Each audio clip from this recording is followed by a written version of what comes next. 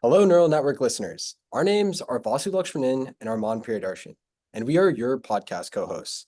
Today, we're joined by Dr. Vahideh Manshadi, known for being the research director at CADME, the Center for Algorithms, Data, and Market Design at Yale, and a Michael H. Jordan Professor of Operations at Yale School of Management.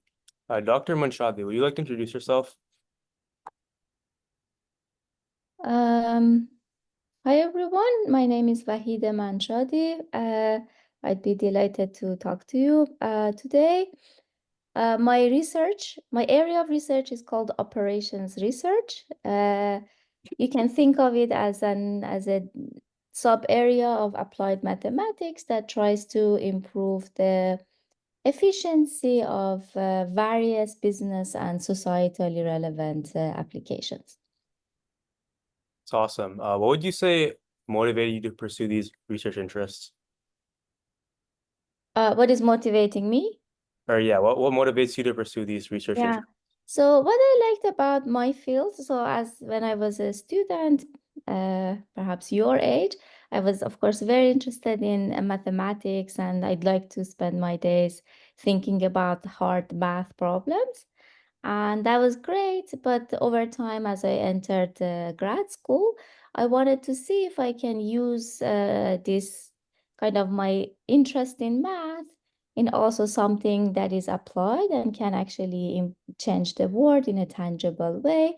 And operations research is one of the areas that actually lets you do that. So what motivates me in my work is to try to find important applications in which I think if you apply tools from data science, artificial intelligence, optimization, they all kind of come together. You can improve the decision-making processes and basically improve outcomes, improve people's lives. We can go through examples, concrete examples a bit later. At the same time as I do this, there are very interesting fundamental math problems. So I kind of get to do both. So I spend part of my days still enjoying doing math, but at the same time trying to find important applications. So that is kind of the combination of these two motivates my research for the most part. Yeah, Yeah, for sure. So I like doing math as well. I participate like some math competitions for high schoolers. And I know what you mean by like how like fun like some like hard math problems can be sometimes. And it's cool how you try to like use that passion to apply it to a field of business. So it's great. yeah, and alongside that, I think it's really interesting how you focus on kind of both aspects at the same time, where you look at both the application and also like the theory itself, which is really important, especially now, because I feel like there's often a disconnect inside some of the like research interests or research on opportunities. Some might be exclusively towards the theory aspect and some exclusive to application. But I think really combining them is like a really interesting way to kind of see it go full circle throughout like the research progress. Right. No, I completely agree, and I love to see young folks like yourself who are interested in math, but also want to apply it in real world. Let me say something that I think like over time. So you mentioned that sometimes these two are relatively isolated and they do not necessarily interact. I think we live in an era that the Mhm. opportunity for such interaction and for combining these two things is much greater compared to previous world. So if I want to give you, and the reason for this is the ease of data collection and also our kind of uh, like unprecedented computational power that we have, right? So uh, if you think even a few decades ago, there were a variety of applications that you couldn't collect data for, right? And whenever you want to formulate something as a math problem, of course, you first need data. That data would be like the parameters of your math problem, right? So you want to write an equation, it usually requires some parameters. And it was too costly to collect good, high quality data. And also computation was a challenge. But nowadays we live in a world that both of these kind of sources of frictions or challenges are now significantly reduced. So it kind of creates a very, very good opportunity for basically collecting data to be able to understand different processes and then think about the underlying mathematical, basically maybe underpinning of different applications, and then try to improve them by through optimization and more generally systematic studies. Yeah, in our school, we actually have a class that focuses on mathematical modeling. So throughout the year, we worked on like a lot of different projects. Like for example, we did like some actuarial kind of projects.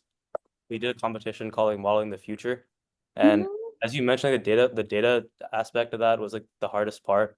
So we Right, should make like an algorithm to address like algorithmic bias and AI models when it comes to court rulings, right, especially in terms of like different like demographic factors. And what we found was that the hardest step of that process was just finding data that was relevant to our use case. And as you mentioned, like now and like especially in the present day, like finding those sources of data isn't as difficult as it used to be. Like yes. everything is like kind of like emphasizing and placing precedence on transparency, and data collection is a big part of that. So yeah, that's great. Yeah, I absolutely agree. Seeing that data becoming more present, especially as Armand and I worked on that project together regarding the prejudices inside judicial decisions, we were able to see how with more and more data, we were able to conduct higher level analysis. So I definitely agree that in today's time, we're in a much more advanced state than we were, say, a few years ago and even a few decades ago. So on that note, I'd actually like to hear a little bit more about your work on elevating the design of volunteer matches ranking algorithm. I know that in the past you've worked a lot with different nonprofit organizations to help elevate their quality of doing like the application based of these mathematical theories and algorithms themselves. Good, good. I'm glad you asked about it. That's one of my favorite projects.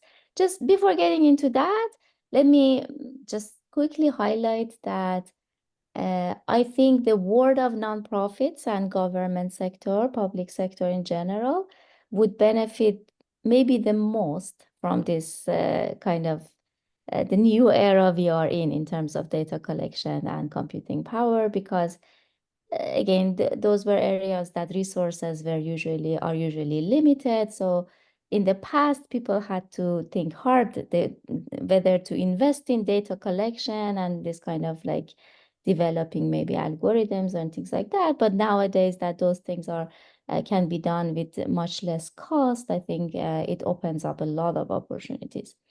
Now, going back to speaking of opportunities, so my work on I have been fortunate to collaborate with Volunteer Match in the past few years.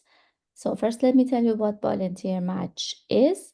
So Volunteer Match is like a two-sided platform. So it's like a website in which, think of it as, okay, dating websites, because you mentioned your audience is generally young. You guys are probably familiar with dating websites. So it's like a website that there are two sides on it, right? One side is organizations that they have need for volunteers. So they would need volunteers for example, math tutors for a particular underprivileged student, or they need help with building housing for homeless population, things like that, a variety of different causes. So traditionally, such organizations would mainly rely on their local communities to find volunteering, right? But nowadays, again, thanks to the apps that we all have and the phones, uh, even for these kind of things, these organizations rely on apps to try to find volunteers who can help them out with various tasks. Now, Volunteer Match is one of those apps that tries to help organizations find volunteers.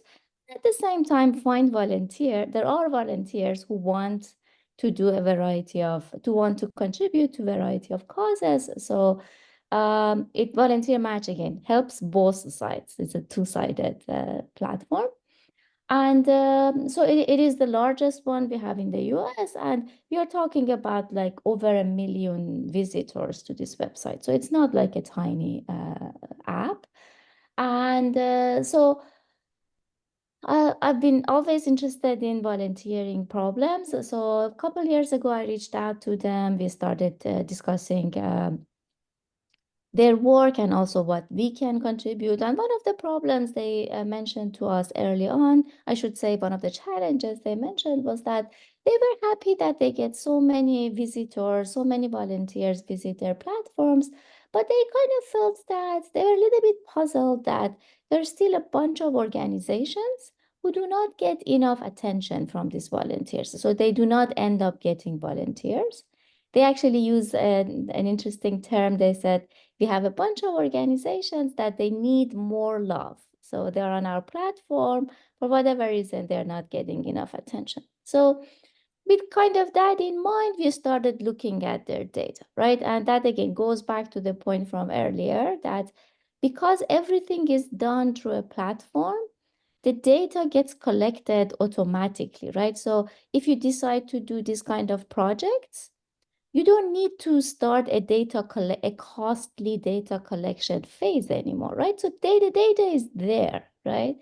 All you need to do is to kind of try to go and access and find the data structure and so on, which we did in collaboration with Volunteer Match. Of course, their engineering team was very helpful to us. Once we kind of analyzed the data, one thing we noticed was that one reason that we have all these kind of organizations who need more love could be that they are not shown in the kind of prime positions, right? So this again, volunteer match is like think of Amazon or Google. So whenever you search, if you are a volunteer and if you want to search for opportunities, you get a very long list of opportunities, right? Now, of course, we are all busy, so we cannot go and look at every possible organization in that list. Usually, we just focus on the ones that are on the first ranked, second ranked, right? So usually on the top of this display ranking. So we kind of figured out that one reason that we have these organizations who are not kind of getting their, let's call fair share of attention is a little bit because of this issue with their ranking algorithm or their recommendation algorithm. So that was kind of the starting point of our collaboration. So we tried to redesign the rank, understood first how the ranking algorithm works, and then we kind of redesigned it in a way that creates a more equitable opportunity for the variety of organizations there to be shown to volunteers, right? Now, there are all kinds of nuances here that I don't want to bore you with them, but through a very long process after after solving lots of math problems and also running many simulations, we kind of found the sweet spot in terms of all the parameters of the algorithm. And then once we have our final algorithm, we run a bunch of experiments, right? So I just want to highlight that experimentation is also a very exciting thing that we can do nowadays at a much lower cost compared to, again, a couple of decades ago. And that also creates an opportunity to make sure that whenever you want to implement something in real world, you kind of test it first in a few locations so that make sure that it actually works as intended. So experimentation is particularly useful for that.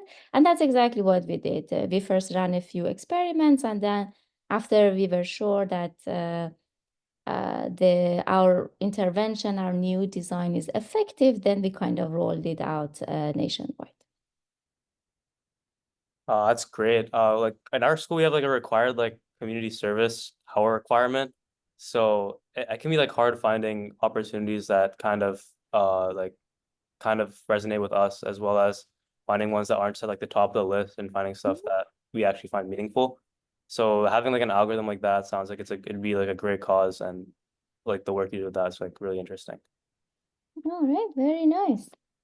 Yeah, I certainly agree. I know that a lot of, like you mentioned, a lot of these larger organizations that need volunteers certainly have the recognition and the reputation to continue to get more and more volunteers. But I find it really interesting how you guys analyzed how we can optimize for other organizations that might just be starting up right now so that they can Right. enter to the area and demographics that they need as well to help increase their volunteer outreach to benefit our community as a whole. So I thought that was really interesting as well. All right, very good. Mhm. I was wondering if you could talk a little bit more about I believe it's Food Rescue US as well. I know that you've Right. done a lot of work with Yeah, nonprofits. yeah, I yeah. know that's another large one. Good, good. Yeah, Food Rescue US.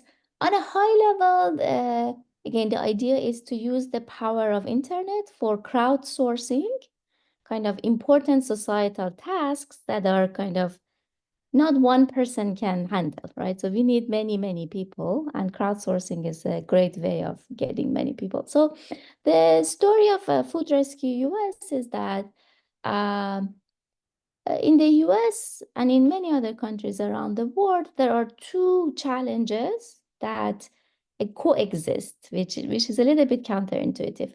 On one hand, we have a huge food insecure population. A huge percentage of the population deals with food insecurity.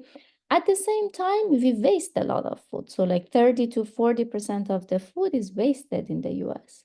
Now, again, if you think about it, these two problems should not coexist, right? The reason that this coexist, there are a variety of reasons, but one of the important ones is a little bit of logistics, that you really need to kind of find ways to see where the excess food is and then how you can get it to those who are in need of the food. So that's again where organizations such as Food Rescue US can be helpful, in the sense that they try to use volunteers to kind of solve this logistics problem, right? So there is excess food is everywhere. The problem is that it's hard to get that to kind of arrange for that excess food to be given, to be donated to the right place, and also transportation is a big challenge here.